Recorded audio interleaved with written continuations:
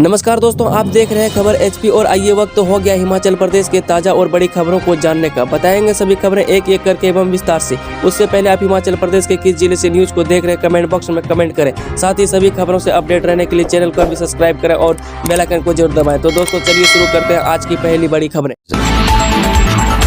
NPS से old pension में आने वालों के जीपीएफ खातों पर अलर्ट अब ऑटोमेशन सिस्टम लागू किया। हिमाचल में ओल्ड पेंशन स्कीम लागू होने के बाद एनपीएस से ओल्ड पेंशन में आने वाले कर्मचारियों के लिए खोले जा रहे जीपीएफ खातों को लेकर महालेखाकार कार्यालय ने अलर्ट मैसेज जारी किया है।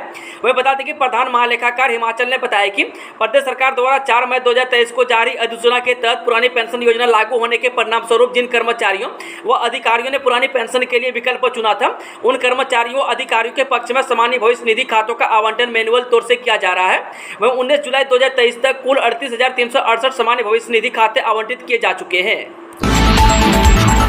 तबादला होने पर अब अनुबंध कर्मियों को मिलेगा यात्रा भत्ता, अधिसूचना जारी। हिमाचल प्रदेश में अब अनुबंध कर्मचारियों को भी तबादले होने पर पद ग्रहण करने का समय और यात्रा भत्ता मिलेगा। वह सरकार ने पुरानी व्यवस्था में बदलाव कर दिया है।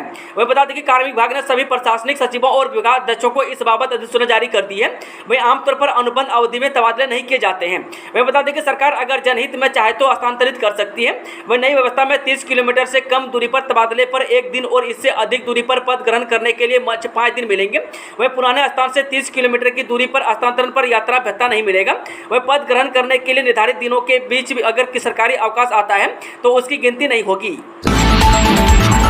पढ़ाई छोड़ चुके 5,000 बच्चों को भविष्यवाणी की सरकार दी जाएगी वोकेशनल ट्रेनिंग। जब प्रदेश में पढ़ाई छोड़ चुके बच्चों को विभिन्न व्यवसाय में दक्ष बनाया जाएगा। वह हिमाचल में 14 से 19 साल तक के ऐसे करीब 5,000 बच्चे हैं। वह सरकार ने समग्र शिक्षा अभियान के तहत बच्चों का भविष्य उज्जवल बनाने के लिए स्किल सेंटरों के माध्यम से उन्हें 15 ट्रेड में प्रशिक्षण प्रदान करने का निर्णय लिया है। वह बता दें कि इसको लेकर सर्वे शुरू कर दिया गया है। वहीं इसके लिए कमेटियां बनाई गई है। वही कमेटी में शामिल शिक्षा और तकनीकी शिक्षा विभाग के अधिकारी बच्चों तक पहुंचेंगे और रुचि के मुताबिक ट्रेनिंग के लिए तैयार करेंगे। वही बता दें कि इसके लिए शिक्षा किसी तरह की कैटेगरी और किसी भी प्रकार की औपचारिकता नहीं होगी। वही बच्चों को प्रदेश में बनाए गए स्किल सेंटर में पहुंचाकर विभिन्न व्यवसायों में ट्रेनिंग प्रदान की जाएगी। अमृत भारत स्टेशन योजना के तहत अमअंदौरा रेलवे स्टेशन का होगा पुनर्विकास। प्रधानमंत्री नरेंद्र मोदी ने आज नई दिल्ली से अमृत भारत स्टेशन योजना यानी कि MBSS के अंतर्गत देश के 508 रेलवे स्टेशनों के पुनर्विकास की आधारशिला रखी, जिसमें हिमाचल प्रदेश का अमअंदौरा रेलवे स्टेशन भी शामिल है। वह बता दें कि रेलवे मंत्रालय द्वारा अमअंदौरा रेलवे स्टेशन पर आयोजित एक समारोह में राज्यपाल श्री प्रताप शुक्ला और केंद्रीय सूचना एवं प्रसारण तथा युवा सेवा एवं खेल मंत्री अनुराग ठाकुर भी उपस्थित थे। इस कार्यक्रम में मुख्यमंत्री सुखविंदर सुक्खू भी नई दिल्ली से वर्चुअल माध्यम से शामिल हुए। इस अवसर पर राज्यपाल ने कहा कि प्रधानमंत्री नरेंद्र मोदी ने रेलवे अधोसंरचना के विकास का एक नया अध्याय शुरू किया है और देश के 508 रेलवे स्टेशनों के पुनर्विकास में अमअंदौरा रेलवे स्टेशन को शामिल करने के लिए उन्होंने प्रधानमंत्री का धन्यवाद किया। वहीं बता दें कि इस स्टेशन के नवीनीकरण पर 20 करोड़ 74 लाख रुपए खर्च किए जाएंगे। उन्होंने कहा कि इससे पहले प्रधानमंत्री ने राज्य को वंदे भारत ट्रेन की सौगात दी है। वाटर सेस पर हिमाचल का दावा और मजबूत उत्तराखंड, सिक्किम और तेलंगाना में भी जारी है व्यवस्था। हिमाचल के संसाधन बढ़ाने के लिए पहली बार बिजली परियोजनाओं से प्रयोग होने वाले पानी पर लगाए गए वाटर सेस के मामले में हिमाचल का दावा और मजबूत होता जा रहा है। वह बेशक केंद्र सरकार ने हिमाचल द्वारा यह फैसला लेने के बाद इसका विरोध शुरू किया, लेकिन हिमाचल से पहले सिर्फ जम्मू कश्मीर और उत्तराखंड की यह उपकर नहीं ले रहे थे, बल्कि सिक्किम और तेलंगाना राज्यों में भी इस तरह के उपकर का प्रावधान है। वह केंद्र के दोहरा चरित्र और मापदंड से उस पर भारी पड़ते नजर आ रहे हैं। वही बता दें कि हिमाचल हाईकोर्ट में वाटर सेस को लेकर केस की सुनवाई 16 अगस्त को है। राशन कार्ड धारकों को अगस्त महीने के लिए आवंटित चीनी के साथ मिलेगा जुलाई का शेष कोटा। हिमाचल प्रदेश राज्य खाद्य एवं नागरिक आपूर्ति निगम के एक प्रवक्ता ने आज यहां बताया कि निगम प्रदेश के राशन कार्ड धारकों को चीनी का निर्धारित कोटा प्रदान करने के लिए प्रतिबद्ध है। उन्होंने बताया कि निगम द्वारा जुलाई 2023 माह के लिए 36,206 क्विंटल चीनी का आपूर्ति आदेश जारी किया गया था। इसमें से 25,202 क्विंटल चीनी अत्यधिक वर्षा के कारण शाहबाद चीनी मिल में सभी गोदाम में पानी भरने के कारण प्राप्त नहीं हो सकी। इसके साथ ही उन्होंने बताया कि इस स्थिति को ध्यान में रखते हुए इस चीनी का मात्रा अगस्त 2023 माह के लिए जारी किए गए आपूर्ति आदेश में सम्मिलित किया गया है।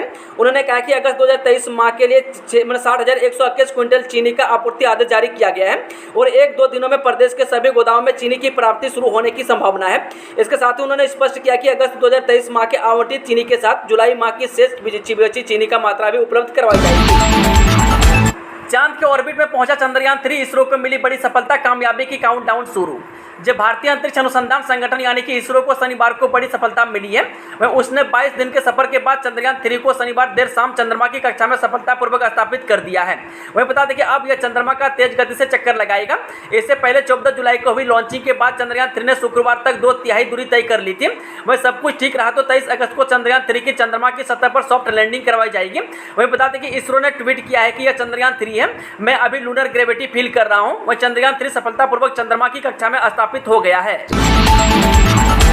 बहुतकनीकी संस्थानों में 329 सीटें खाली, 2 दिन होगी सॉफ्ट काउंसिलिंग। जी हाँ, सूबे के 16 बहुतकनीकी संस्थान में चल रहे विभिन्न इंजीनियरिंग कोर्सों में 329 सीटें भी खाली चल रही है।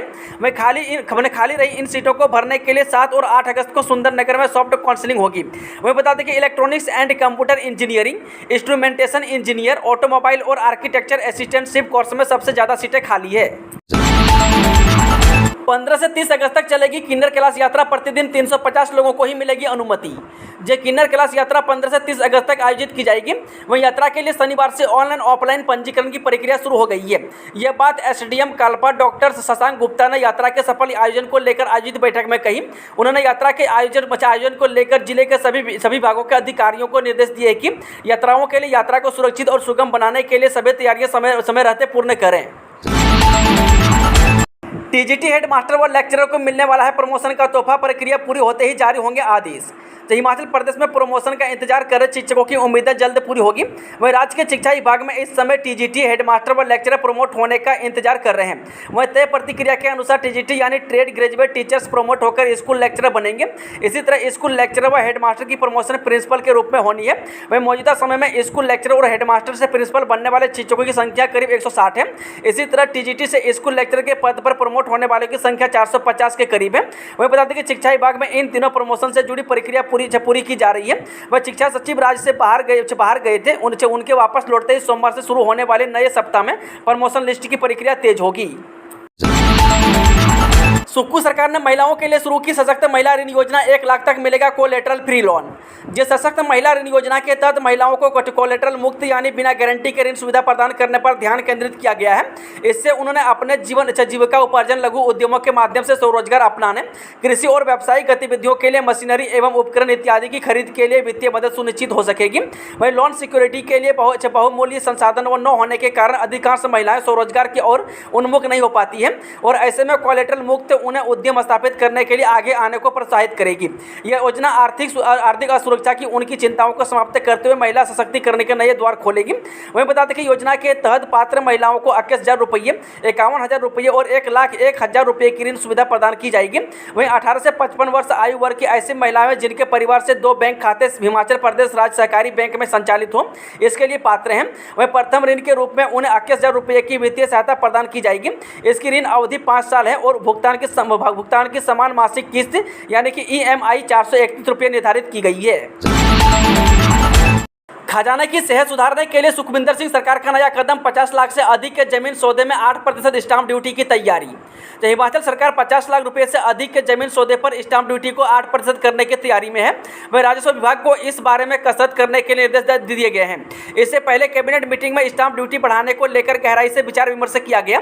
वहीं कैबिनेट इस बाबत पर एक मत थी कि स्टाम्प ड्यूटी बढ़ाने के लिए आगामी सत्र में बिल लाया जाए। ऐसे में राज्य सरकार भारतीय स्टाम्प अधिनियम में 2 बदलाव करना चाहती है। इसके लिए सरकार को 2 विधेयक लाने होंगे। वही बता दें कि पहले एक विधेयक आने वाले मानसून सेशन में लाया जाएगा, उसके बाद विधानसभा के विंटर सेशन में एक विधेयक पेश किया जाएगा। किशोर को नंगा कर पीटने के मामले में 6 आरोपी गिरफ्तार। जय पुलिस थाना रोहड़ू के तहत टिक्कर क्षेत्र में किशोर के साथ मारपीट के आरोपी सहित 6 लोगों को पुलिस ने गिरफ्तार किया है। वहीं पुलिस की ओर से बनाए आरोपियों में मारपीट और वीडियो सोशल मीडिया में वायरल करने वालों के खिलाफ भी मामला दर्ज किया गया है। वहीं जांच में सामने आया है कि नाबालिग का वीडियो बनाने वाला भी नाबालिग है। पीएम मोदी ने लॉन्च किया अमृत भारत स्टेशन योजना, देश भर के 508 रेलवे स्टेशनों की बदलेगी सूरत। जब प्रधानमंत्री नरेंद्र मोदी ने देश भर में कुल 508 रेलवे स्टेशनों के पुनर्विकास कार्य की रविवार को आधारशिला रखी। वहीं अमृत भारत स्टेशन योजना के तहत विकसित किए जाने वाले ये स्टेशन 27 राज्यों और केंद्र शासित क्षेत्रों में फैले हैं। वहीं पीएम मोदी ने इस अवसर पर आयोजित कार्यक्रमों को यहां से वीडियो कॉन्फ्रेंसिंग सुविधा के माध्यम से संबोधित करते हुए कहा। वहीं अमृत भारत स्टेशन भारतीय रेल के कायाकल्प की दिशा में किए जा रहे प्रयासों को नई ऊंचाई प्रदान करेंगे। वहीं बता दें कि प्रधानमंत्री कार्यालय ने इस योजना को ऐतिहासिक पहल की संज्ञा दी है और कहा है कि सरकार देश में अत्याधुनिक सार्वजनिक परिवहन सुविधाओं के विकास को प्राथमिकता के साथ आगे बढ़ाना चाहती है। चलिए वो चलते आज की आखिरी खबर। फिर हिंसा की आग में जल उठा मणिपुर। भीड़ ने 15 घरों को जलाया, एक व्यक्ति को मारी गोली। जी मणिपुर एक बार फिर से हिंसा की आग में जल उठा है। वहीं इम्फाल पश्चिम जिले में भीड़ ने जमकर उत्पात मचाया और 15 घरों को आग के हवाले कर दिया। इस दौरान एक 45 वर्षीय व्यक्ति को गोली मार दी गई। वहीं गोली व्यक्ति की जांघ पर जाकर लगी, जिससे वह गंभीर रूप से घायल हो गया। वहीं घायल तुरंत इलाज के लिए क्षेत्रीय अस्पताल में भर्ती करवाया गया। वहीं फिलहाल व्यक्ति खतरे से बाहर है। वहीं घटना शनिवार शाम को लेंगल खेल गाँव में हुई है। वहीं बता दें कि हिंसा की सूचना मिलते ही सुरक्षा बलों के जवानों ने मौके पर पहुंचकर भीड़ और हालात पर काबू पाने के लिए मोर्चा संभाला। वहीं भीड़ को खदेड़ने के लिए सुरक्षा बलों ने आंसू गैस के गोले दागे। हालांकि रविवार सुबह तक स्थिति में सुधार हो गया है, लेकिन सुरक्षा के प्रबंध जारी है। दोस्तों आज की खबरों का सिलसिला समाप्त होता है। जानकारी पसंद आए तो वीडियो को लाइक शेयर, चैनल को सब्सक्राइब जरूर करें।